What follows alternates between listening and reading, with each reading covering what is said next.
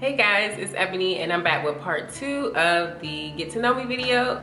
I had a lot of questions dealing with hair, so I decided to just make another video so that the first video wouldn't be too long. Let's get started.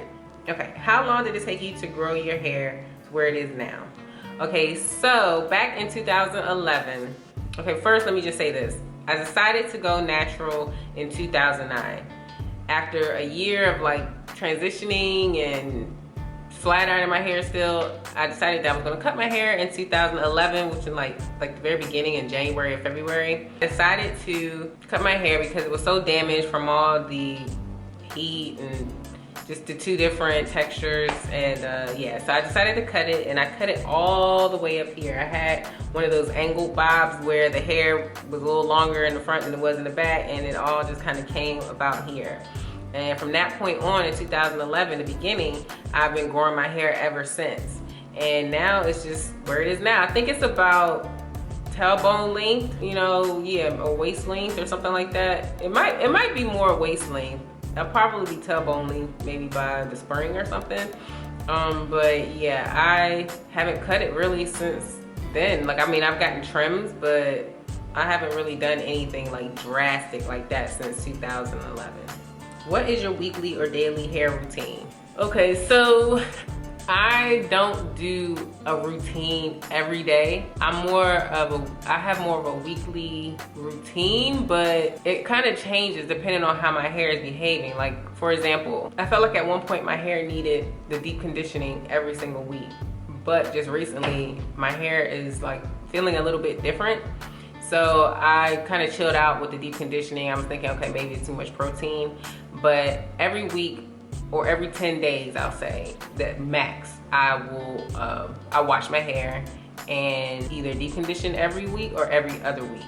There's nothing that I really do on a daily basis aside from putting my hair up at night, so when I go to sleep, and sleeping on a satin pillowcase. You know, I'll put coconut oil in my hair too if it feels dry, but I'm not on like some strict schedule of like, okay, today's Monday, I do this. Today's Tuesday, I do that. Nah, that's just unrealistic for me. And I'm not that excited to do my hair every single day. So yeah, I just make sure that my hair is always moisturized, or at least, you know, just not bone dry, because sometimes you just can't help it. Your hair is gonna get dry.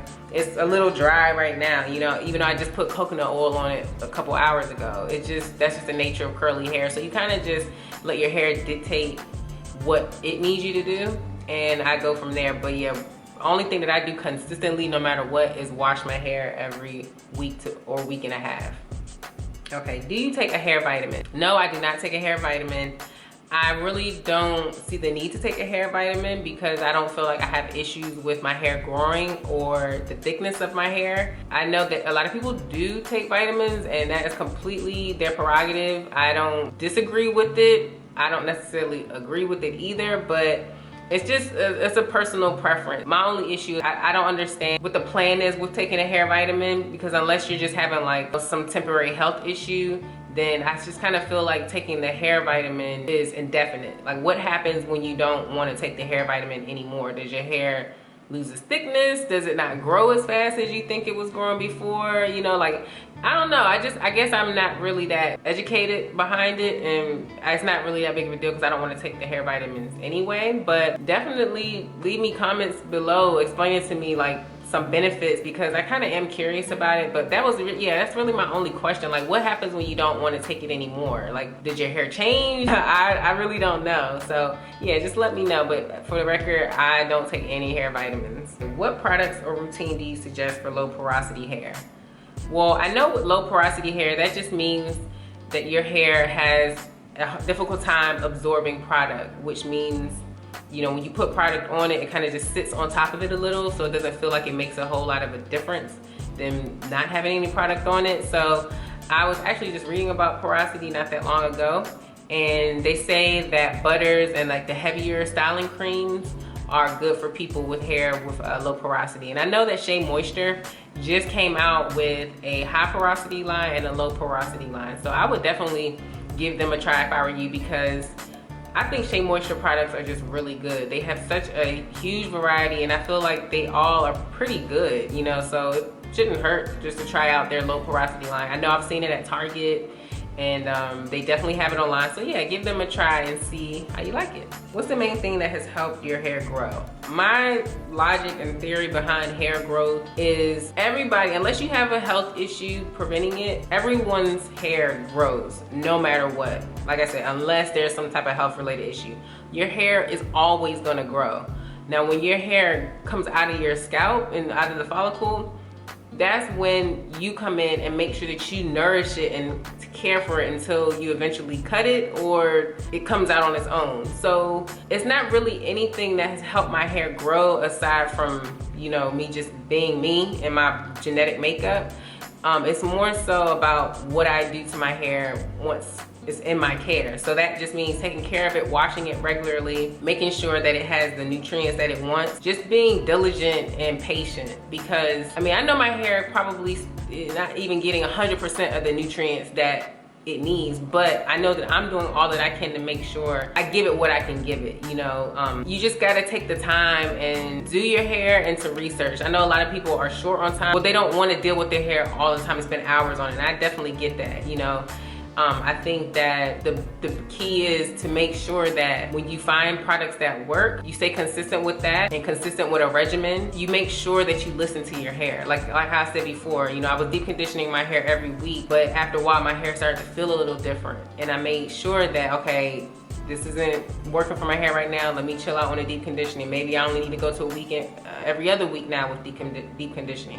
You know, and then like with the weather changing, the snow, the winter, then it's gonna get warm and humid and all that. So you just kind of have to listen to what your hair needs and don't force things on it because you saw someone else use it and it worked well for them. It may not work for you. You know, even if you think, you know, me and this person have the same exact hair, you still can never know. You know, and just, you know, don't do a whole lot to your hair too much at one time because then you won't know what works and then your hair just kind of like reacts anyway because there's so much product in it. So yeah, just really just listen to your hair and pay attention to the things that it really responds to. You know, it kind of sounds weird to, you know, to say things like listen to your hair, but that's real, you know, like I can't really explain it any other way. And just be patient, you know, things don't always happen the way you want it to with your hair the first go around. I can't tell you how many products I have and don't use on a regular basis, okay? They're still sitting under my cabinet, but you know, 2 or 3 months from now I might come back to it and I put a little bit more product in my hair this time than I did before. Now it works great, you know. So it's just who knows. It's just, you just kind of got to listen to and pay attention to what your hair really likes. Did you have any setbacks during your hair journey? I don't really think I had any setbacks. I mean, I just had moments of like products not really working for me or styles not coming out the way that I wanted them to. So other than that, I mean, I haven't really had any real setbacks. Like I didn't damage it to the point where I had to start over or anything like that.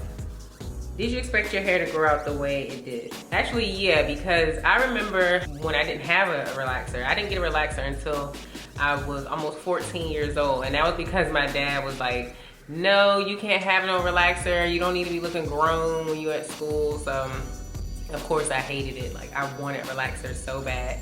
And I got it right before my 9th grade year. And up until that point, for like the couple years before that, like I had been doing my own hair. So my hair was all the way down my back, just the way it is now.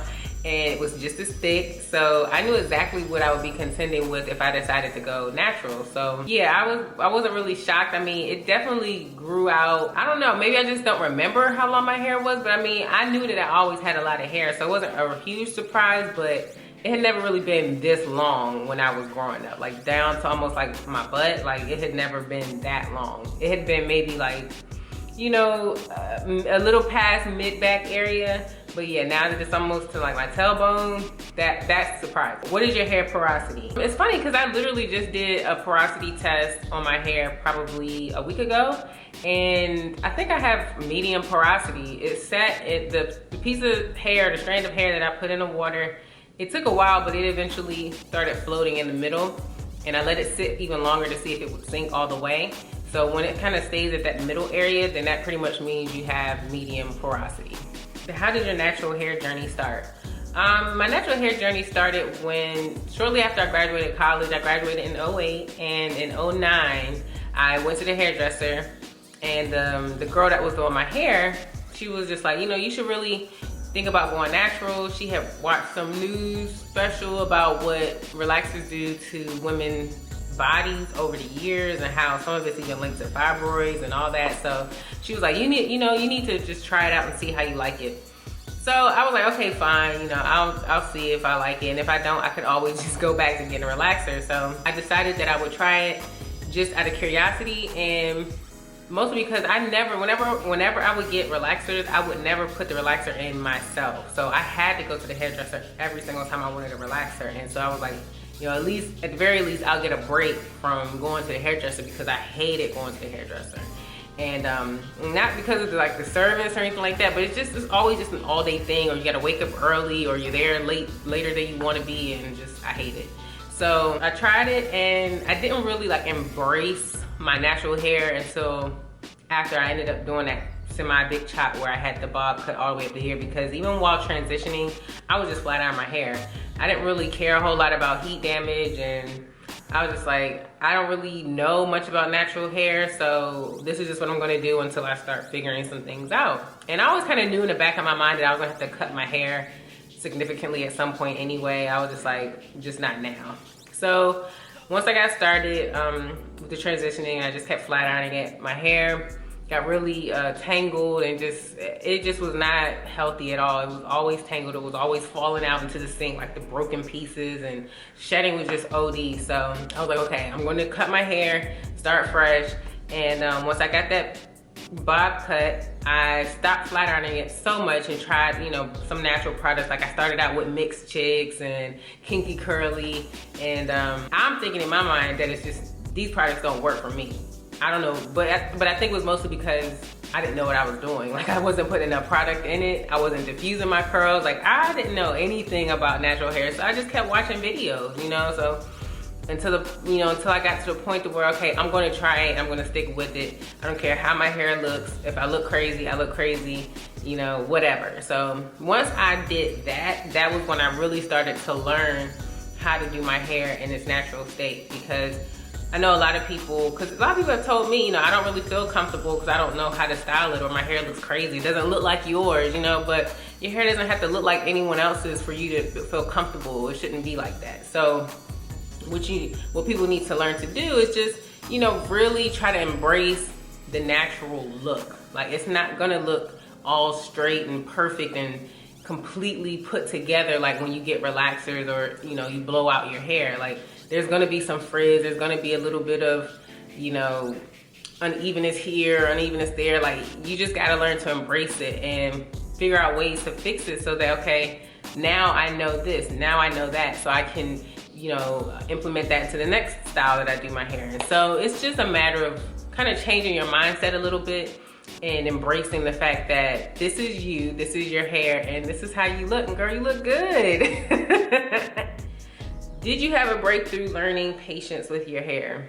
I'm still not 100% patient with my hair. There are definitely days where I'm like this right here is a flexi ride I did literally a week ago. So I am just learning in the process of, like, you know, not really building patience per se, but just learning to not always feel like my hair needs to be done just because it's been a certain amount of days, unless it's like, you know, something crazy. But, you know, every, you know, 3-4 days, I don't need to be doing my hair. I can find ways around that. I can find ways to style my hair in ways where it's still really cute, or I can get creative and, you know, maybe touch it up a bit. But I just basically I just really work on that part of it. Like not really building the patience while I'm doing my hair, because when I know that it's time to do my hair, I get in that mindset and I'm pretty much good to go.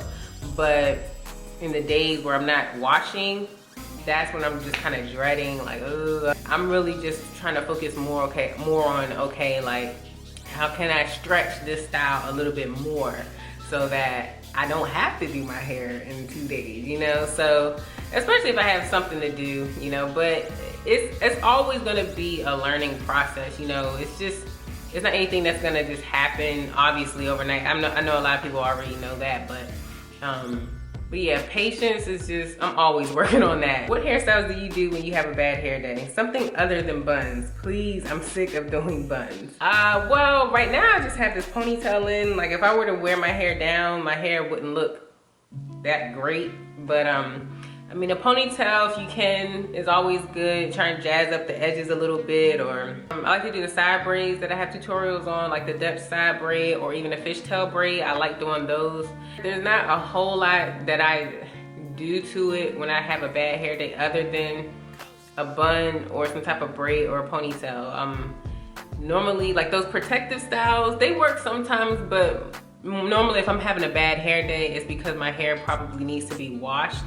And at that point, my hair is not that manageable.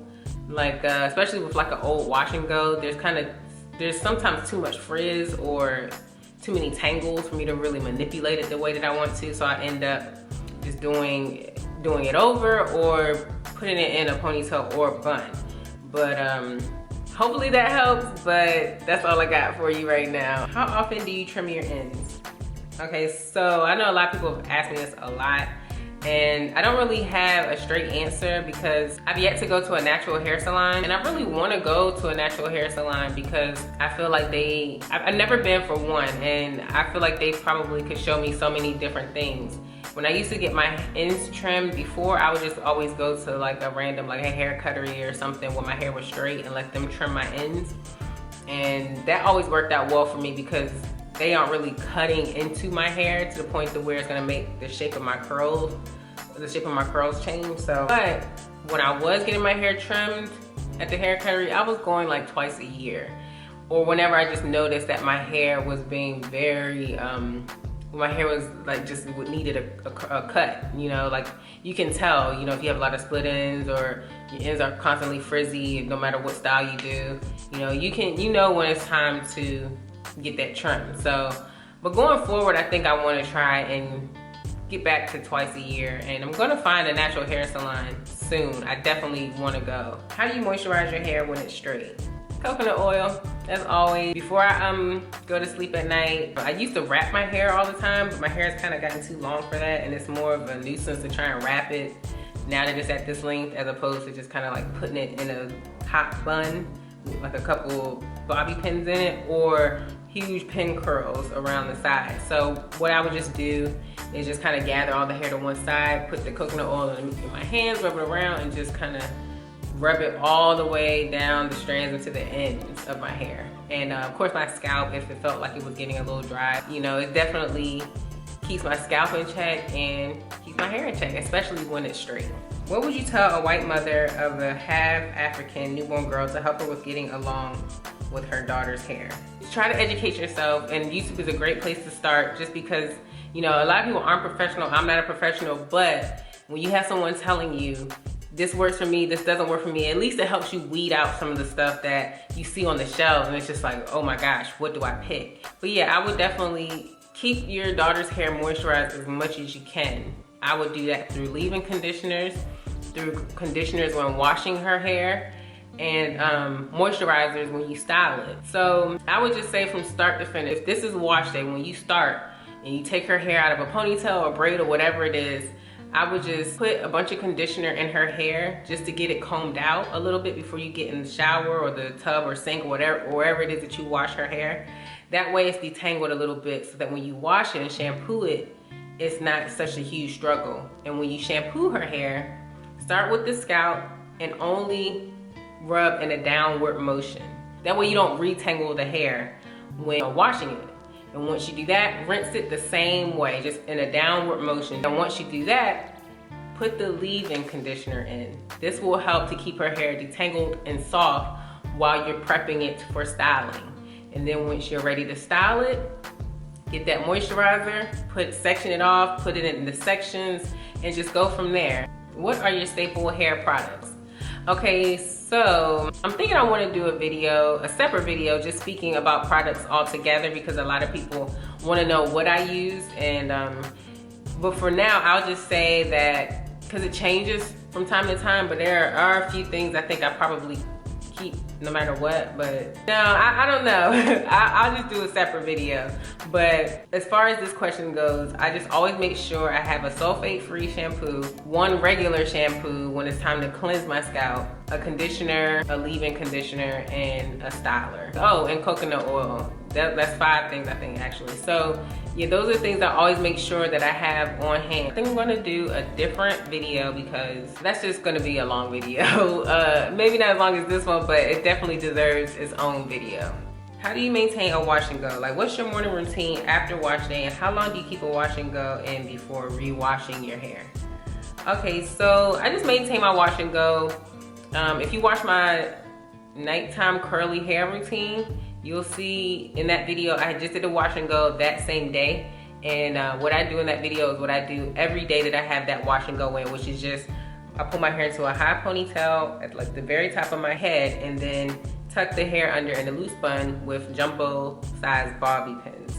And then I tie a satin bond around the edges of my hair, and then I sleep on a satin pillowcase. That's about all that I do, aside from like maybe rubbing in some coconut oil. Yeah, I don't do anything too serious to maintain it. I just do it, and I hope that it lasts as long as I need it to, which is about 3, I would say 4, at least 4 days. I never wash on like the 3rd day. Do you incorporate any food into your conditioning routines, like egg or avocado? I definitely do egg. I haven't done avocado yet because I just haven't tried it yet. I've been looking at some different hair recipes for it. I'm gonna try it soon, and I will definitely film a video when I do that. In the meantime though, I do have a video up with, I think it's like a deep conditioning or DIY something. I'll put a link to the video in the description box as well, so you guys can watch it if you haven't seen it. And that includes egg, olive oil, and I think some conditioner or something. But yeah, I definitely am not opposed to putting food in my hair because I feel like a lot of times that can be the best way to go because it's so pure and simple, and it doesn't have any real like chemical in it. What is your curl pattern? I think my curl pattern, based on everything that we see online, is a combination of 3A, 3B, 3C. My hair on this side of my head is always been curlier than the hair on this side of my head. Like, I don't know what it is, the hair, even up here, it's a little straighter. This side's always been a little bit wavier. And the hair back here it has tighter curls as opposed to the hair up top where it's more wavy. And it's just a mix of everything. So I don't really focus too much on like when people recommend, oh, this is for 3A or 3B. I just have a combination of all of those hair types all over my head. So I don't really pay too much attention to that. But I know when I was going natural, at first, that really helped me. I know a lot of people are like, oh, who cares about hair types? And we shouldn't focus on that. But it helped me in the beginning. So you do what you gotta do. How often do you straighten your hair? I don't have a time period. It's just a matter of what I feel like. Most times when I would straighten my hair, it would be in the winter though, because in the summer it's hard to keep your hair straight from, you know, humidity and sweating and things like that. But I just do it whenever I feel like it. And when I do straighten my hair, I wear my hair straight for like at least 2 months. I just get comfortable with it, not having to wash my hair every week. You know, I probably wash my hair once or twice a month when I wear my hair straight, just because I get that lazy with it. And if my hair still looks good, then I'm not gonna go through that whole process again. I just make sure I keep it moisturized. Can you make daily, weekly, or monthly wash and go videos? I will only do something like that if I get enough people who just want to see me wash my hair and style it after I wash it. I'm not really opposed to doing something maybe monthly, especially if I try my wash and go out with some new products. Maybe I will, just so that everyone can kind of have an idea of like what products I like, or if they have similar hair to mine, what they might want to try. So yeah, maybe I will do something like that, because again, when I was going natural, that type of stuff really helped me. Okay guys, it looks like that is all for the Get to Know My Hair video. Thank you again for participating. Thank you for the love. Thank you for the support. And as always, thanks for watching.